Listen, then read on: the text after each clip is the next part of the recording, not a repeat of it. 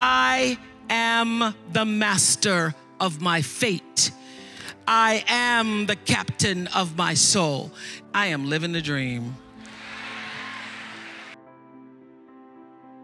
And I want you to live the dream, because I'm not living the dream because I'm special. I'm living the dream because I was obedient to the call of the dream. So often we spend our lives wishing and hoping and hoping and wishing and desiring things. This is what I know for sure. You don't get what you wish for. You don't even get what you hope for. You get what you believe. So what is it you believe and know to be God's dream for you? So I live in the dream. I'm living in the space of the dream, and dream's good, dream's good. The dream is greater than anything that I could have imagined. I am responsible for the choices that I make in my life. I am responsible. I am responsible. So obviously I grew up and was better able to articulate what those words really mean.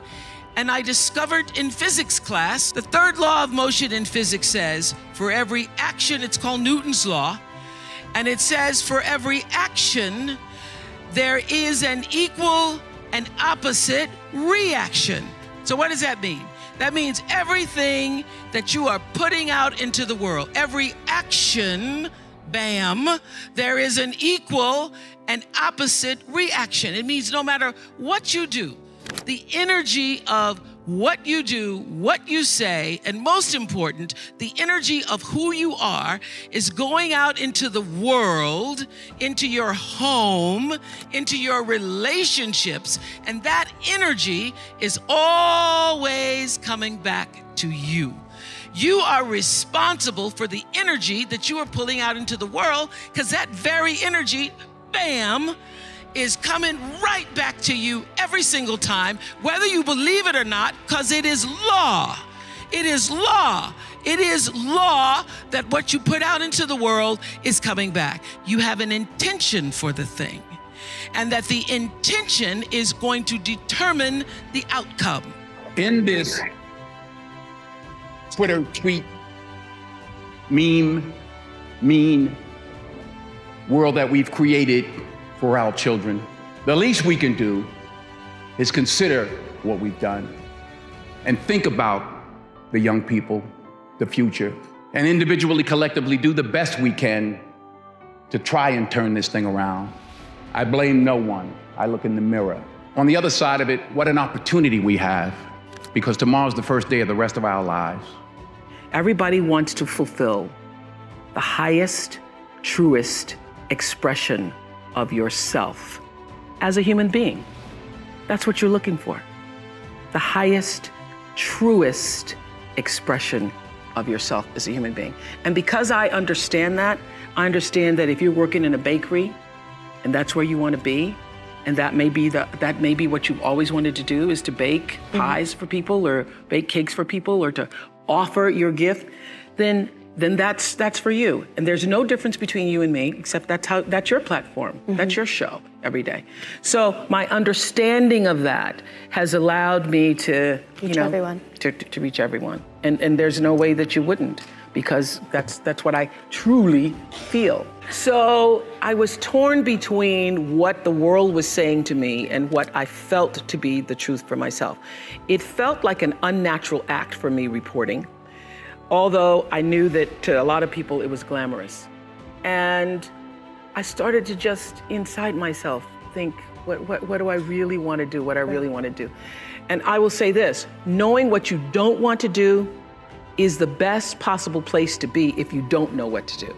Because knowing what you don't want to do leads you to figure out what is it you really do want to do. Overcoming failure, or even life in general through this whole process, is an inner journey.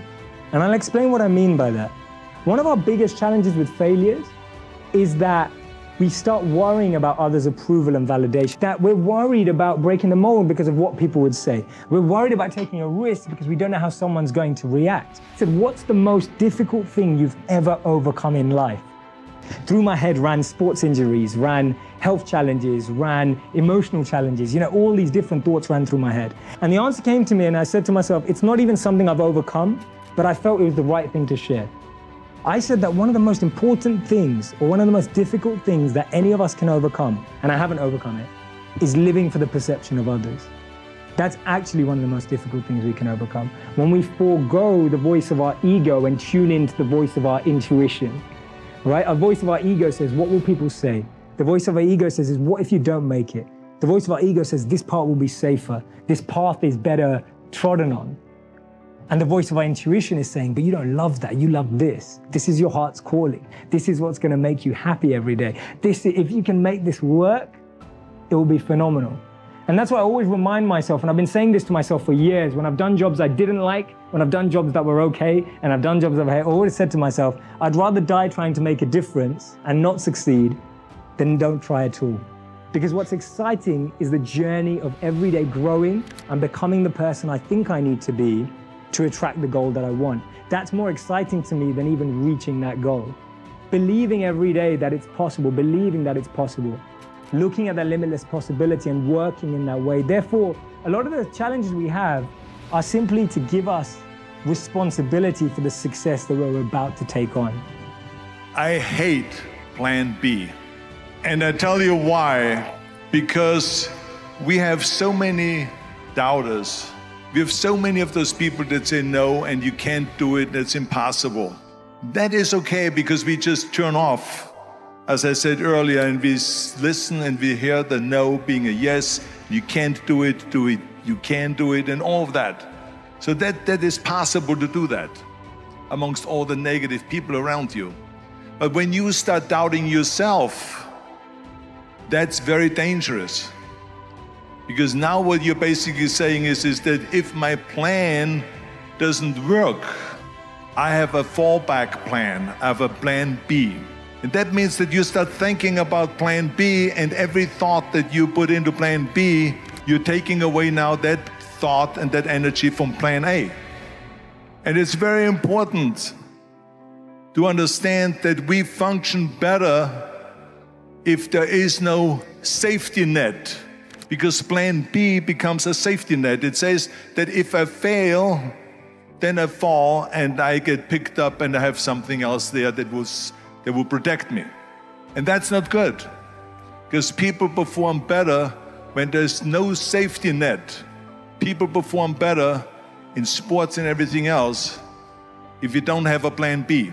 I'm telling you, I've never ever had a plan B. I made a full commitment that I'm gonna go and be a bodybuilding champion. I made a full commitment that I'm gonna be in America. I made a full commitment that I'm gonna get in the show business and I'm going to be a leading man. No matter what it takes, I will do the work. I will do the work over and over and over until I get it. So to me, it is very dangerous to have a plan B, because you're cutting yourself off from the chance of really succeeding. And the reason, one of the main reasons why people want to have a plan B is because they are worried about failing.